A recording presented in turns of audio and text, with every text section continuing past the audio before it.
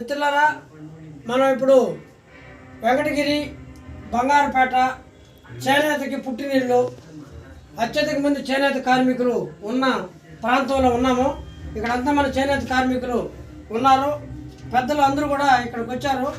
మన భద్రయ్య గారు, ఐలా భాస్కర్ గారు, సుబ్బరాయుడు, చంద్రశేఖర్ ఇక్కడ నగ్గం నేస్తున్నాడు. అదేవిధంగా గణేష్ అందరూ కూడా ఉన్నాడు. సిపిఎం ప్రతినిధి మన నాయకుడు చెంగయ్య, వీళ్ళందరూ కూడా ఇక్కడికి రావడం జరిగింది. ఇక్కడ పరిశీలన చేస్తే వీళ్ళ యొక్క జీవన విధానం చాలా అన్యాయంగా, చాలా ఘోరంగా ఉంది. ఎందుకంటే వీళ్ళకి 200 యూనిట్లు కరెంటు ఉచితంగా ఇస్తే కొంత వెసులుబాటు కలుగుతుందని చెప్పి వీళ్ళు భావించారు.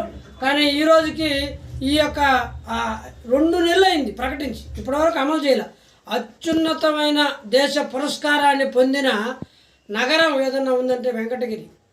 ఒక చేనేతకి, ఒక కాణాచిగా చేనేత వృత్తికే ఒక బ్రహ్మాండమైన ఒక కేంద్రంగా ఉంది. ఇక్కడ పాలిటెక్నిక్ కూడా చేనేత వృత్తిలో ట్రైనింగ్ ఇచ్చేస్తుంది. ఇంత చేస్తున్నప్పటికీ వీళ్ళ బతుకులు మాత్రం మారడానికి ఈ ప్రభుత్వం ఏమో చర్యలు తీసుకోవట్లా. వీళ్ళు నేస్తున్న ఈ చీరలకి, వీళ్ళు నేస్తున్న వాటికి మార్కెట్ లేకుండా ఇబ్బంది పడుతున్నారు. చాలా తక్కువ.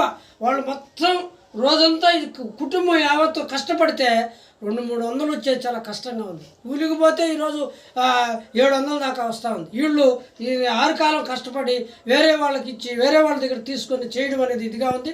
ప్రభుత్వం దీనికి ఒక విధానం ప్రకటించాలి. మేము బీసీల కోసమే ఉన్నామని చెప్తున్న ముఖ్యమంత్రి చంద్రబాబు నాయుడు గారు, లేకపోతే నేను ఆదరిస్తానని చెప్పిన పవన్ కళ్యాణ్ గారు చేనేత వాళ్ళు కనబట్టలేదని నేను అడుగుతున్నా. మీరున్న అమరావతిలో పక్కనే చేనేత ఉంది కదా అని చెప్తా, మంగళగిరిలో ప్రాముఖ్యంగా ఉంటుంది కదా అని అడుగుతా ఉన్నా. అందుకని ఈ యొక్క నిర్ణయాన్ని వాళ్ళు ఏదైతే చెప్పారో ఆ నిర్ణయాన్ని ఈరోజు అమలు చేయాలి.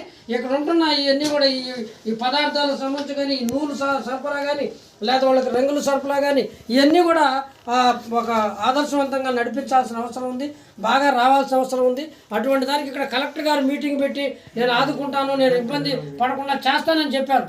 ఇవి ఏమి అమలు చేస్తున్న పరిస్థితి లేదు. జిల్లా కలెక్టర్ గారు, ఇక్కడ ఉన్న ప్రత్యేకమైన చేనేత జౌళి శాఖ మంత్రి వీళ్ళు ఆపుకోకి వాటన్నిటికి కూడా మార్కెట్ పెంచేట్టు చేసి వెంకటగిరిలో దాదాపు వాళ్ళ కుటుంబాలు 2000 పైన ఉన్నాయి. 15,000 మంది దీని మీద జీవనం ఆధారపడి ఉన్నారు. వారినందరూ కూడా ఆదుకోవాల్సిన బాధ్యత ఈ యొక్క ప్రభుత్వం మీద, కూటమి తెలుగుదేశం ప్రభుత్వం మీద ఉంది. లేకపోతే వీళ్ళు ఆందోళన చేపట్టాల్సి వస్తుందని చెప్పేసి నేను కోరుతున్నాను. తర్వాత మగ్గానికి 24,000 వాళ్ళు సహాయం చేస్తామని చెప్పారు. అది కూడా ఎవరికి చేయలేదు. ఆ రకంగా ఇప్పుడు ఈరోజు ఆటోలకి రకరకాల వాటికి ప్రకటించారు, కానీ అమలు చేస్తున్న పరిస్థితి లేదు. దీన్ని వెంటనే అమలు చేయాలని చెప్పేసి మేము భారత కమ్యూనిస్ట్ పార్టీ మార్క్సిస్టు సిపిఎం తరఫున